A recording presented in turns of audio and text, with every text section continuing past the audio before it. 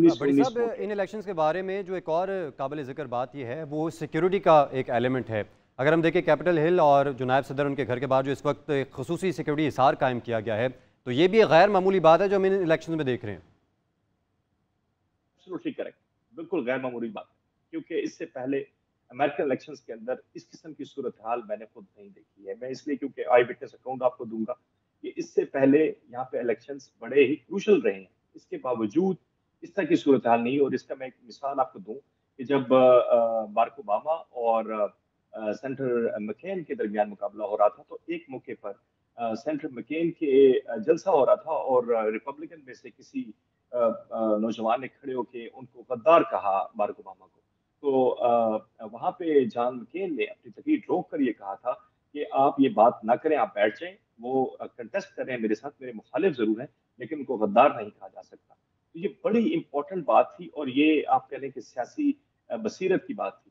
लेकिन जब से ट्रंप आए हैं तो इसके अंदर एक रिएक्शनरी किस्म की सियासत का आगाज हुआ है, पाकिस्तान की तरह या एशिया के मुख्य ममालिक की तरह। और ऐसे लगता है कि बस एक रद्देमल देना है उन्होंने, और बड़ा सख्त बोलते हैं वो। और उन्होंने कैमला हैरिस पे भी बहुत सारे अटैक्स किए। इवन उनको ये भी कहा कि वो पता नहीं कौन है, उनको तो पता ही नहीं चल रहा कि वो इंडियन है या अफ्रीकन है। हालांकि कैमला हैरिस कहती है अपने आप को कि वो अमेरिकन है। उनके पेरेंट्स जो हैं वो बेशक बैरून मुल्क से आए थे, माँ उनकी इंडियन है, बाप उनके जो है अफ्रीका से आए थे। इसके बावजूद जो यहाँ पे जो सिक्योरिटी की सूरत हाल बनी है वो इसलिए क्योंकि 2020 में जिस तरह का रद्देमल ट्रंप के उनके चाहने वालों ने किया था, पहली दफा अमेरिका के पार्लियामेंट के ऊपर हमला हुआ था। और एक अफ्रीकन न्यूज़पेपर ने यहाँ तक लिखा कि is this a banana Republic Republic. तो ये बहुत बड़ा क्वेश्चन बन गया। उसके बाद से यहाँ पर जो सिक्योरिटी फोर्सेस हैं उन्होंने मुख्तलिफ रियासतों में, खासतौर पर swing states, New York, Washington DC, वहां पे, और इवन जो सबसे बड़ी रियासत है टेक्सास, वहां पे भी सिक्योरिटी के खातिर खा इंतजाम किए हैं। और वाशिंगटन डीसी में तो ये सूरत हाल है कि प्रेसिडेंसी, नायब सदर और पार्लियामेंट, उनके साइडों पे जो है हिसार, सिक्योरिटी हिसार कायम कर दिया गया है, बैरिकेड्स रखे गए हैं ताकि कोई भी अनटूवर्ड सिचुएशन से बचने के लिए इंतजाम किए जा सके। लेकिन ये बात आपकी बिल्कुल सही है, आपके नाज़रीन के लिए भी इतला दे दूं कि ये बहुत सीरियस इशू है। और इस दफा इलेक्शन में चूंकि माजी में हमने देखा कि 2020 में मुख्तलिफ पोलिंग स्टेशन पर भी हंगामाराई हुई थी, इस दफा भी कुछ जगहों पे जो है वोट बैलेट बैलेट पेपर्स जलाए गए हैं। तो ये इम्कान खारिज इम्कान नहीं है ये सिचुएशन कि कोई भी इस किस्म की सिचुएशन पैदा हो जाए जहां पर मुजाहिरीन या जो वोटर्स हैं या कंपेनर्स हैं या ट्रंप के चाहने वाले हैं या दीगर लोग हैं, वो कोई ऐसी सिचुएशन क्रिएट करें। तो सिक्योरिटी फोर्सेस ने अपने तमाम इंतजाम मुकम्मल किए हुए हैं। इवन पोलिंग स्टेशन के इर्द गिर्द भी सिक्योरिटी मौजूद होगी।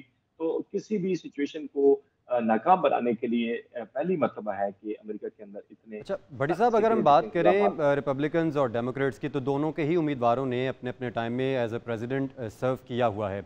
और रिसेंटली हमने देखा कि जो बाइडन का दौर था और अभी हमने इस सारे टेन्योर में जो जियो पोलिटिकल टेंशंस थी उनको हमने बढ़ते हुए देखा। हम मिडल ईस्ट की बात करें, ओवरऑल अगर हम खत्े की बात करें, तो ग्लोबल जो जियो पोलिटिकल सिचुएशन है वो हमें यानी कि उसको तहबाला होते देखा, कहीं पे भी स्टेबिलिटी दिखाई नहीं दी। तो आप समझते हैं कि जो हिस्ट्री रही है दोनों ही रिपब्लिकन और डेमोक्रेट्स की, वो जियो पोलिटिकल स्टेबिलिटी के हिसाब से उस पर रोशनी डालिएगा? देखिए, जंगों की बात की जाती है हमेशा कि वो डेमोक्रेट्स के दौर में जंगें शुरू हुई और शायद जो है वो रिपब्लिकन्स इसके हामी नहीं है। हालांकि ये बात नहीं है। आप देखें कि जब ट्रंप का दौर शुरू हुआ था, मैं सिर्फ इसलिए मुख्तसरन आपको बताऊंगा कि ट्रंप के दौर में ये कहा जा रहा था कि वो कहीं जंग नहीं करेंगे और जो असला की फरोख्त है उस पर कमी करेंगे उसको। लेकिन उनका जो पहला विजिट था वो कि मुसलमान मुल्कों पर उन्होंने पाबंदियां लगाई गई, मुसलमान मुल्कों के ट्रैवल पर। इवन सऊदी अरेबिया के साथ उन्होंने बड़े सख्त अल्फाज इस्तेमाल किए जब वो प्रेसिडेंट बने। लेकिन पहला विजिट भी उन्होंने सऊदी अरेबिया का किया, मजे की बात ये। और वहां पर उन्होंने $1 बिलियन के असले की डील की। तो ये नहीं है कि कुछ जंगें खत्म हुई। गो के अफगानिस्तान से पुल आउट करने के लिए उन्होंने ये बात कही है कि उन्होंने वहां से यूएस फोर्सेस को वापस बुलाया है, लेकिन वहां पर जंग खत्म हो चुकी थी। और उससे पहले के दौर में ये बात अनाउंस की जा चुकी थी कि अफगानिस्तान में अलकायदा का खात्मा कर दिया गया है और अमेरिका वहां से अब निकल के वापस आएगा। वो कि वो 2020 के दौर के बाद वापस आया। तो ये बात वो इस बात में क्रेडिट लेते हैं। लेकिन आपने कहा कि जियोपॉलिटिकल सिचुएशन के अंदर अमेरिका की जो ताकत है, वो 2 तरह से है। एक वो माशी ताकत है, दूसरा वो जौहरी ताकत है या फौजी ताकत है। तो उनका इन्वॉल्वमेंट तो रहती है हर मामले के अंदर। लेकिन इस सूरत-ए-हाल के अंदर जब दोनों मुल्क इस बात को समझ पा रहे हैं, दोनों उम्मीदवार इस बात को समझ पा रहे हैं कि गज़ा की सूरत-ए-हाल ख़ास तौर पे बहुत बुरा क्राइसिस बन गया है, तो उसको रुकवाने के लिए या उसको ठीक करने के लिए वो इक़दामात उठाएँगे।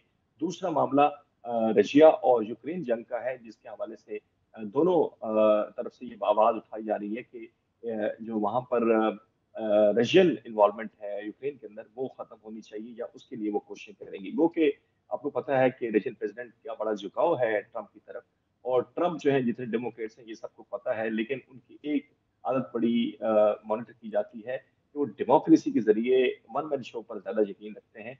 तो ये बात अब नज़र आती है हमें कि वो चाइना के खिलाफ भी बड़े सख्त कहते हैं। ये भी मैं आपको थोड़ा-सा बता दूँ कि चाइना की जो प्रोडक्शन कंपनीज़ थी बड़ी-बड़ी, उनकी इम्पोर्ट्स पर पाबंदी लगा दी थी। और मज़े की बात ये है कि बहुत सारे ऐसे इदारे थे जो कि टोटल रिलाय करते थे चाइना के ऊपर।